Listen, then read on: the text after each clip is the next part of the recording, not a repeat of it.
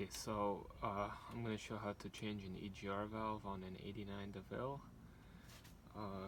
You're going to get code E52. That could be the valve, the solenoid. Right now I'm just parts cannoning it and hoping it works, because I found a really good deal on a valve. This is a new valve right here. You can see, shiny. And the best way to test if an EGR valve works is that you have a little diaphragm here. Push down, hear the air coming out, means it's good. And if you're interested in diagnosing, because there can be a number of faults, there's a good write-up that I will link to in the description. I'm going to start by taking off the wing nuts here for the air cleaner. There's 4. 1, 2, 3, and then back here is 4.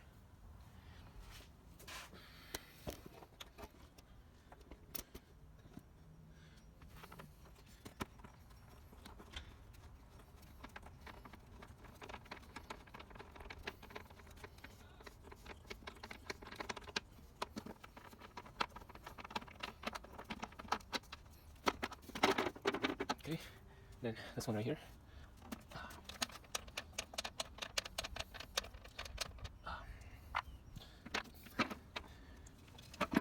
Okay, so you're gonna have a number of vacuum lines that you have to disconnect. Right here, down there, this one right here.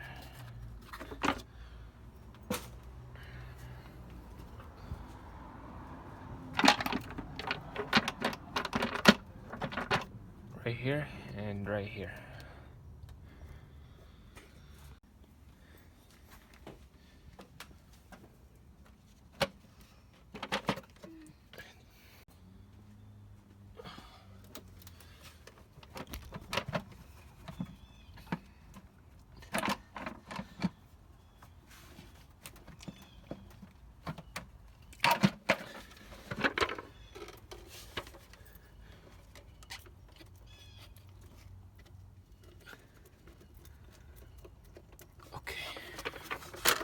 Oh, shit.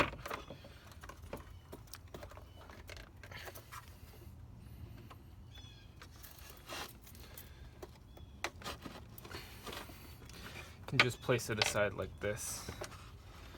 And now's a good time to check your air filter. Mine's pretty good. From this still image, what you actually want to do is grab a flathead screwdriver or something and pry the 2 tabs on either side of them apart, and then just pull them out, and then you can remove the whole assembly. It makes it much easier to access what you need to access. And back here's the old EGR valve, kind of rusty. The way you test it is by putting your finger underneath, pushing up on the diaphragm. You know, I can't show this to you until I take it off, but it's stiff. That's what leads me to believe that it's the valve and not the solenoid. Okay, so in the coming parts I am going to show you how to remove the throttle position sensor bolts and the EGR bolts in order to remove the EGR valve. However, I realized that my camera work wasn't the best, and for the parts where I'm actually removing it, you can't see me remove it, so for the sake of clarity, I included a couple still images with the bolts provided. So for the throttle position sensor, there's 2 bolts, very thin, 8mm I believe, 1 on each side. Those are pretty standard to get out, but yours might be stripped. Like in my case, one of them, the head was shorn clear off. And the EGR bolts are pretty difficult to access. So the one on the left side of the photo, the passenger side, that's pretty straightforward if you could get like an angle wrench or something in there. But the one on the right, you're gonna need a crow's foot on an extension, and while I didn't take a video of me removing it with that, I did take a video of myself tightening the bolts, which you will see.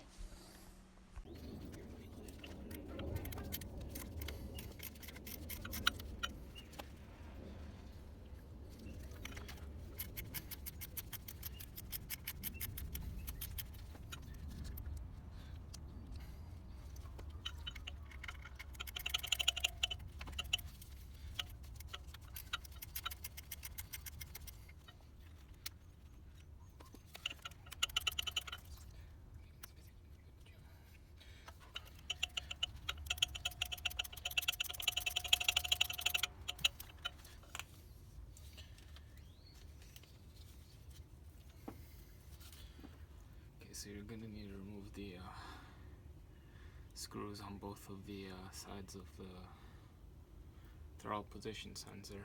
One of mine's actually stripped. It was only held into place with one. I'm going to move this aside.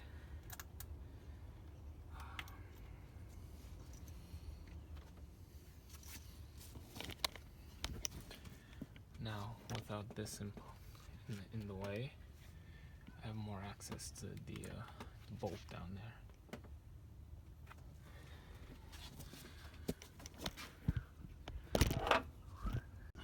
Okay, so I ordered these new tools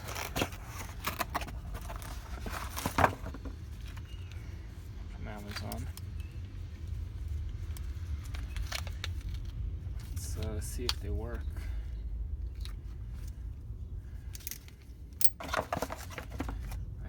Inch.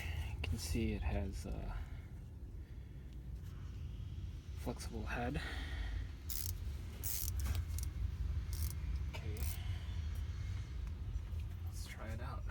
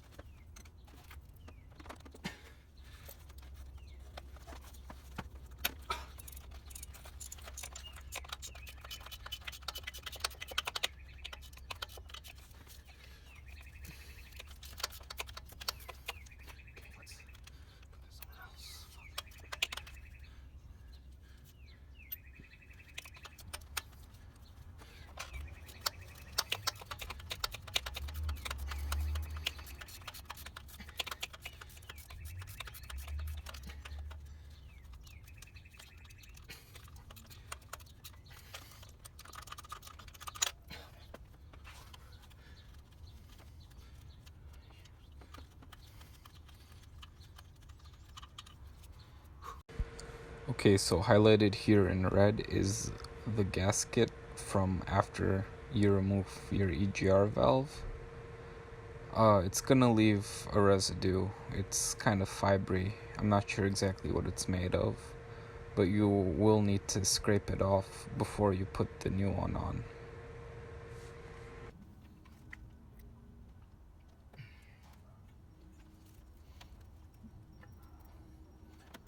Is it centered? I mean, your hood is 20 feet long.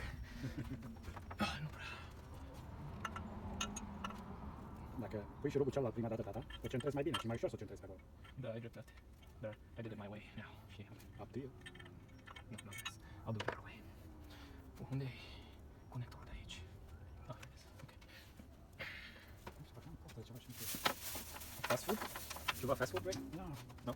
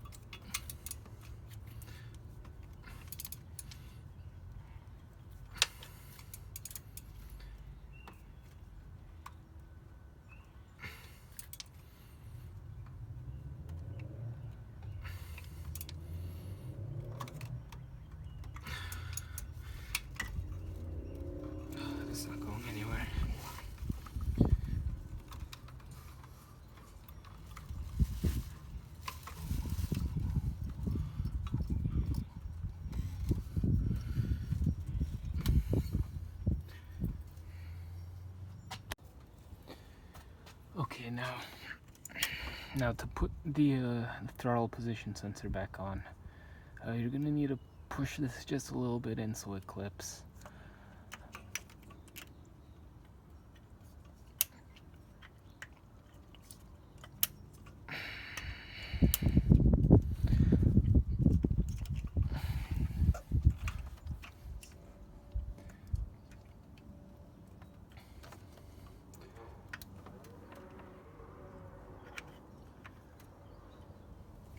Like that. And you can make sure it works by manually opening and closing the throttle and seeing the spring go. Can't see it here, but trust me, you'll feel it click because it won't seat all the way in until you move the little spring lever far back enough. And these throttle sensor bolts are notorious for breaking. There's two of them, but one of them, the head broke off. The stud's still there, so it's good enough to guide it in place, but because of that, this one you can see warped a little from being the only thing holding it in. As far as I know, you can't really find a replacement for them, but you'll just have to make it work.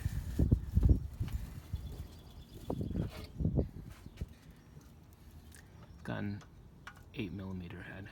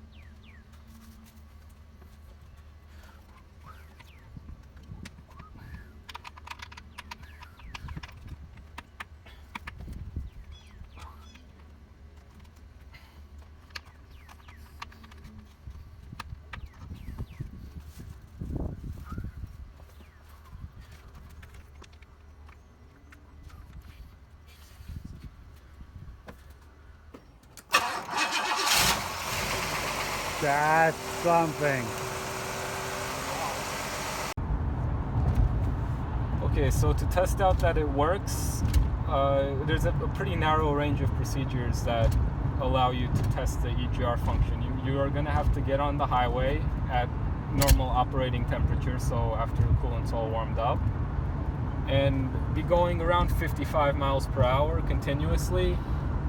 Your throttle has to be modulated a little bit, not full throttle, not no throttle, a little bit, so enough to cruise. And you have to do this for around a couple minutes, and if the check engine light comes on, it didn't work. If it doesn't, then it's fixed.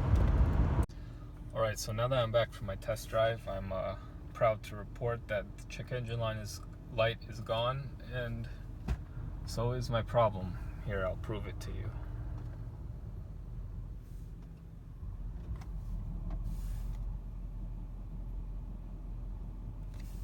See? Straight to clear. And let me just also report that my idle has improved tremendously.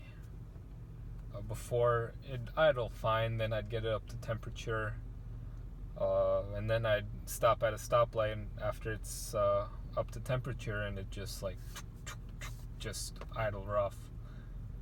And now that's gone. You know, I'm sitting here right now, I could barely tell that the engine is on. Engine's much quieter. When I first started it up, I thought it was gonna stall. I thought that something was wrong, but it's just Cadillac, you know. So, success.